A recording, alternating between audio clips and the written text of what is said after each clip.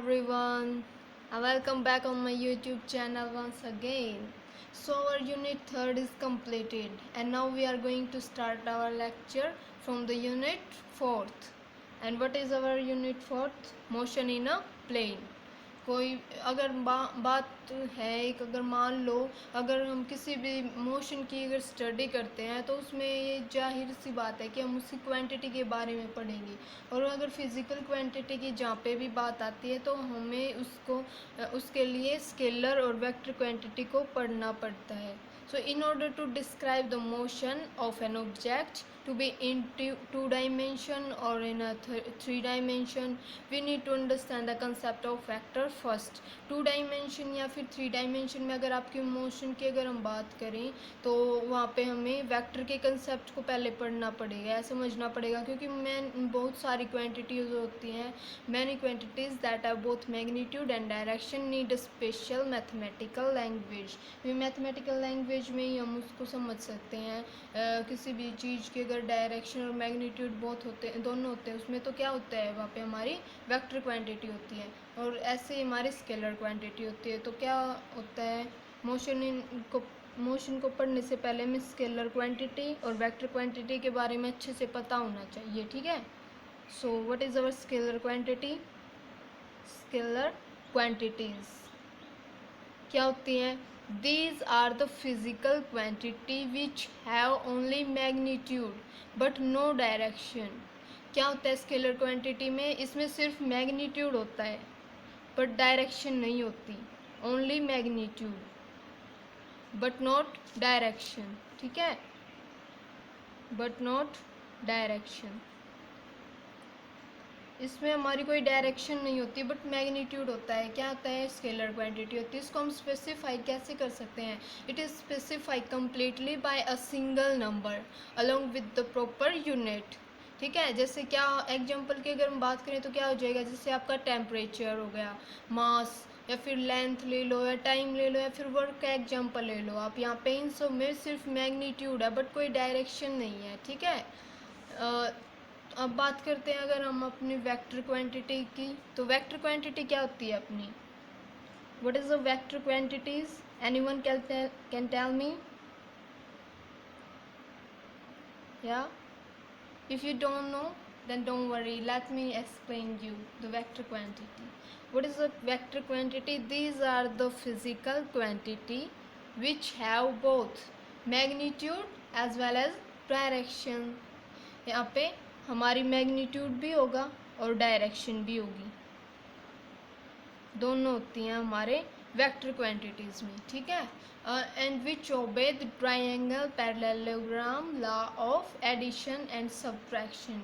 जो ये ओबे करती हैं पैरेललोग्राम या ट्रायंगल लॉ ऑफ एडिशन और सब्ट्रैक्शन की, जो हम अभी आगे अगर कोई भी डेरिवेशन करेंगे इनसे रिलेटेड तो आपको अच्छे से समझ में आ जाएगा, ठीक है।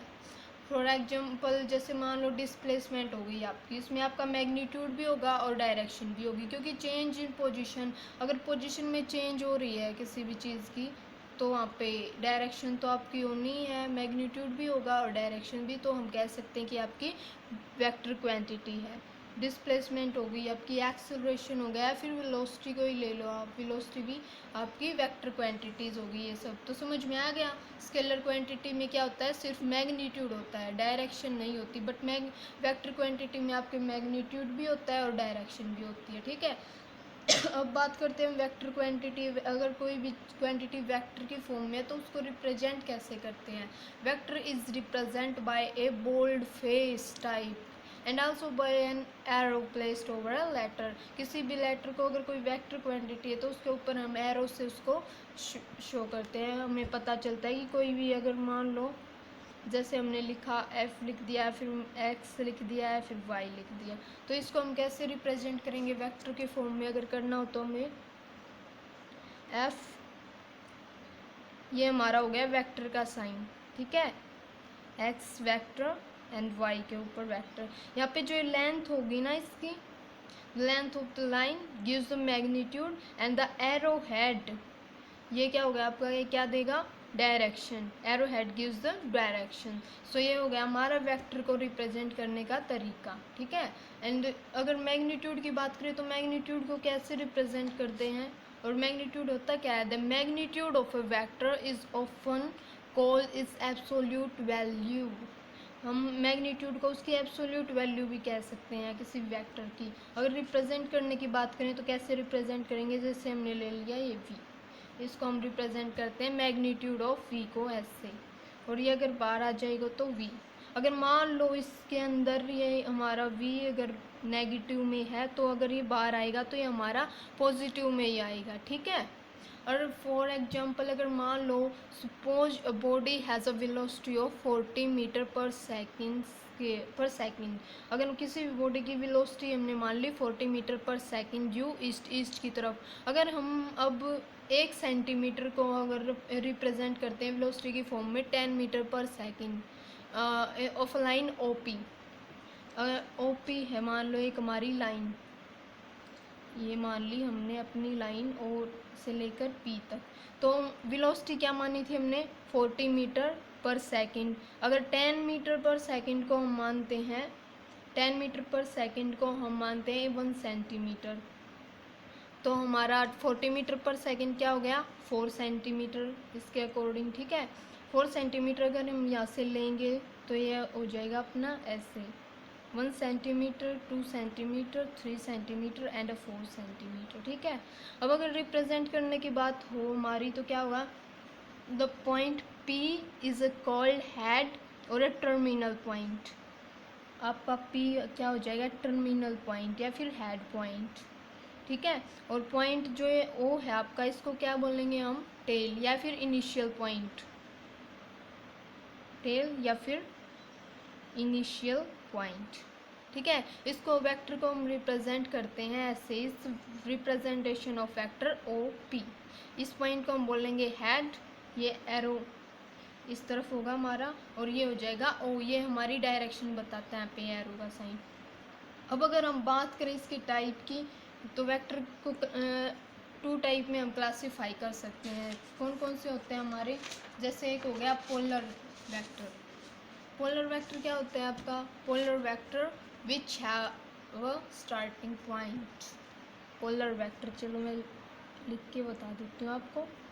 पोलर वेक्टर क्या होते हैं हमारे, जिनका कोई भी स्टार्टिंग पॉइंट हो। पोलर वेक्टर की अगर बात आती है जहाँ पे हमारा स्टार्टिंग पॉइंट होता है तो उसे हम बिल्कुल बिना देखे हम बता सकते हैं कि हमारा पोलर वेक्टर है। और point of application are called polar vector. For example जैसे फोर्स हो गया, डिस्प्लेसमेंट हो गया, क्योंकि इन सभी का हमारा कोई ना कोई स्टार्टिंग पॉइंट होता है। जैसे मैंने अभी एग्जांपल लिया था ओपी वेक्टर को रिप्रेजेंट करने के लिए, तो उसका इनिशियल पॉइंट ओ था, तो स्टार्टिंग पॉइंट था, तो हम उसको बोलते हैं पोलर वेक्टर।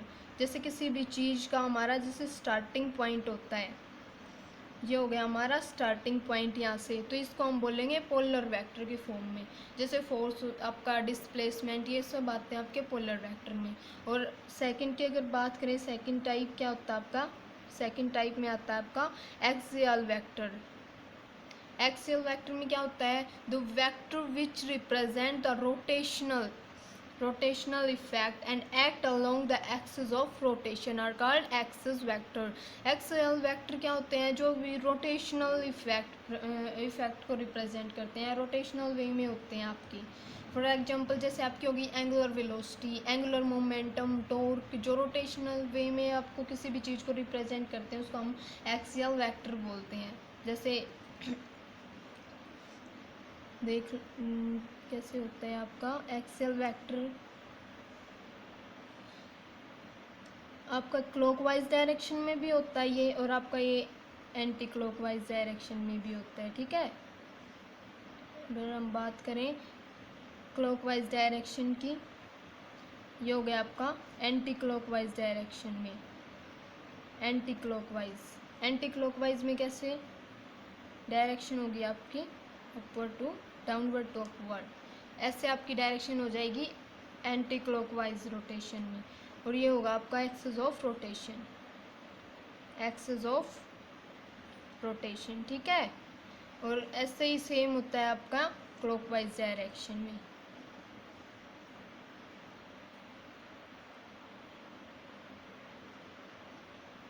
क्लॉकवाइज डायरेक्शन आपकी हो जाएगी ऐसी।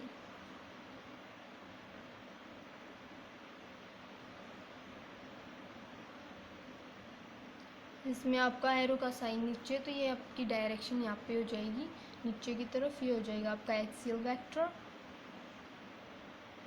वेक्टर और ये हो जाएगी आपकी डायरेक्शन कौन सी यहाँ पे, क्लॉकवाइज।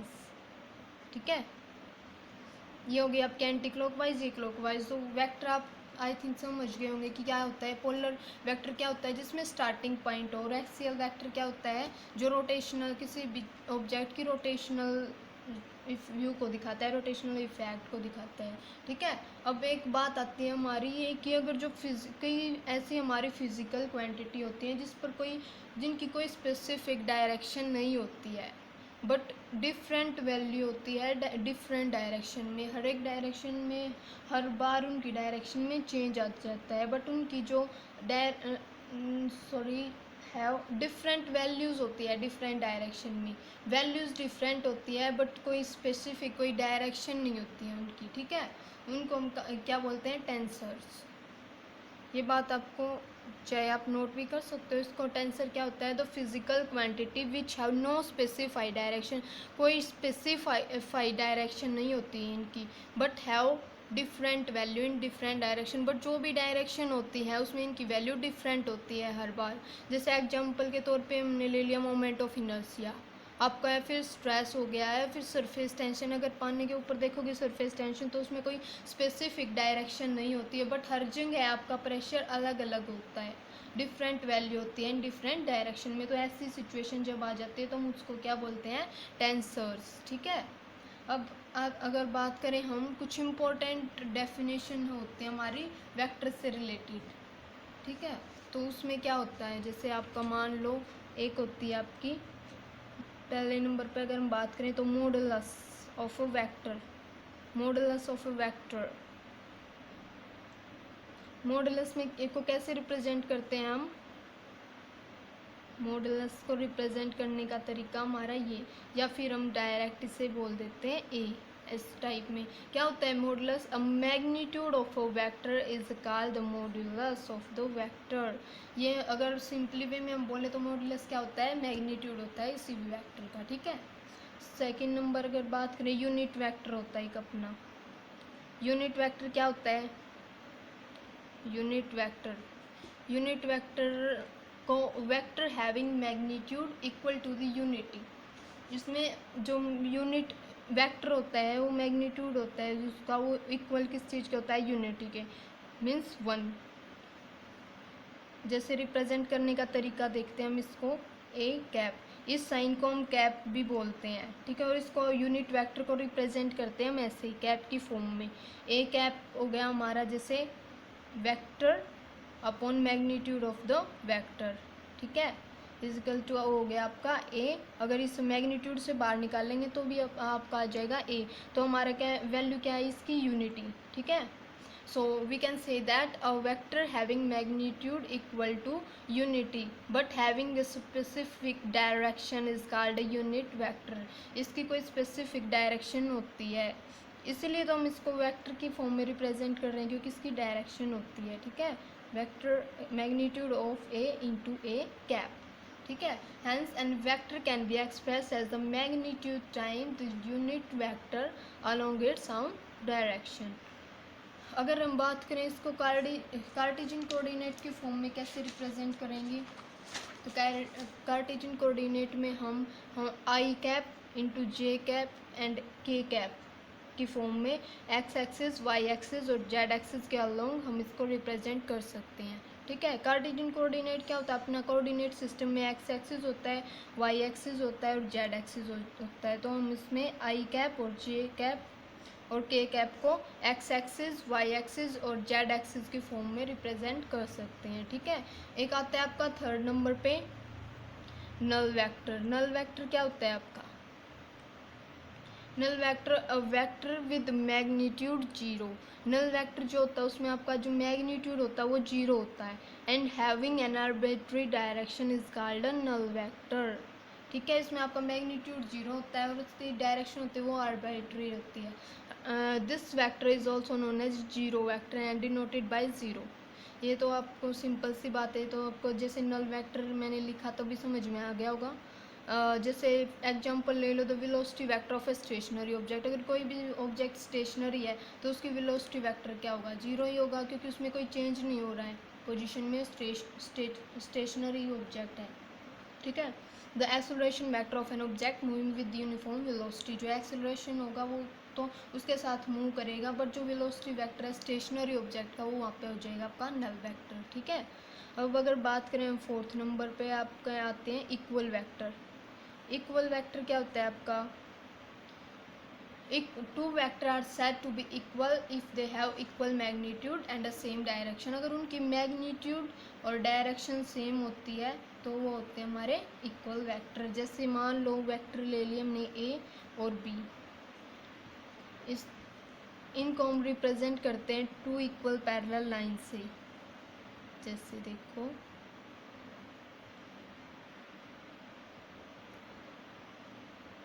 रिप्रेजेंट करते हैं हम, इस पॉइंट को हमने मान लिया P, ये हो गया आपका क्यू, O एंड S।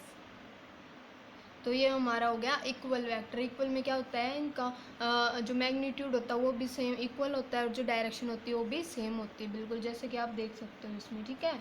इसमें अब OP is equal to, we can say that OP is equal to S Q means A is equal to P।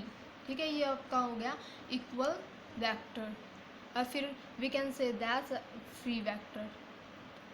फिर आता है आपका नेगेटिव वेक्टर। नेगेटिव वेक्टर में क्या होता है आपका, two vector are said to be the negative of each other if their magnitude are equal but direction are opposite. Negative vector कब होगा, जब उनकी डायरेक्शन अपोजिट होती है। मैग्नीट्यूड तो सेम होगा बट डायरेक्शन अपोजिट हो जाएंगी आपकी। ठीक है। जैसे नेगेटिव वेक्टर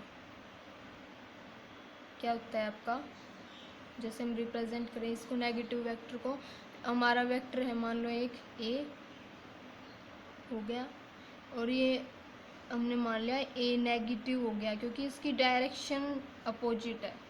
डायरेक्शन इक्वल नहीं है, अपोजिट एक दूसरे के, बट मैग्नीट्यूड इक्वल हो गया, तो ये हमारा क्या हो गया, नेगेटिव वेक्टर।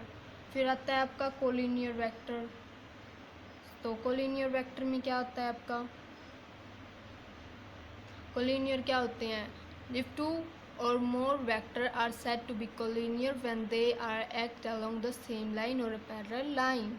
वे सेम लाइन में होंगे या फिर उनकी डायरेक्शन सेम होगी तो हम उन्हें बोल सकते हैं कोलिनियर वेक्टर। जैसे देखो किसी भी वेक्टर को हम रिप्रेजेंट करते हैं, जैसे इनके एरो एक ही डायरेक्शन में होते हैं, ए वेक्टर हो गया, ये आपका बी वेक्टर हो गया। ठीक है, ये आपके हो गए कोलिनियर वेक्टर। तो आई थिंक कितना समझ में आ गया होगा आपको। अगर बात करें हम अब कोप्लेनर वेक्टर की, क्योंकि इनके बहुत सारी फॉर्म होती हैं वेक्टर की। नंबर 7 पे आता है आपका कोप्लेनर। कोप्लेनर मीन्स क्या होता है, कोप्लेनर एक ही प्लेन में। कोप्लेनर वेक्टर जो एक ही प्लेन में चले, जैसे मान लो आपका ए वेक्टर, या आपका सी वेक्टर और ये आपका हो गया बी वेक्टर। एक ही प्लेन में है ये तीनों, तो आप कह सकते हैं ये कोप्लेनर वेक्टर है। The vector lying in the same plane are called coplanar vector. Three vector A B and C are lying in the same plane of paper. ठीक है, so we can say that these three vector are in a coplanar form. अब आपका आता है coinitial vector. Coinitial vector, तो coinitial vector क्या होते हैं आपके, the vector which have the same initial point are called coinitial vector. Coinitial means आपका यहीं से ये कंफर्म हो रहा है कि को इनिशियल वेक्टर क्या होते हैं, जो जिनका इनिशियल पॉइंट होता है, कोई जो स्टार्ट होते हैं इनिशियल पॉइंट से। जैसे ये मान लिया हमने वेक्टर ए, ये बी मान लिया, तो ये जो ओरिजिन है ना आपका ये ओ, तो यहाँ से स्टार्ट हो रहे ये वेक्टर, तो हम बोल सकते हैं को इनिशियल वेक्टर है। ठीक है। एक आपका होता है ऑर्थोगोनल। ऑर्थोगोनल क्या होता है, इसमें जो इफ द 2 और 3 unit vector are perpendicular to each other then they known as orthogonal unit. जैसे मान लो आपका एक्स वाई एंड जेड, ये मान लिया आपका एक्स ये वाई एंड ये हो गया आपका जेड। ये तीनों एक दूसरे के परपेंडिकुलर हैं, तो हम इसको क्या बोल सकते हैं, orthogonal unit vector, orthogonal unit vector. और अगर हम इसको कोऑर्डिनेट की फॉर्म में लिखेंगे तो कैसे लिखा जाएगा आपका, with respect to X axis, Y axis and Z axis. जैसे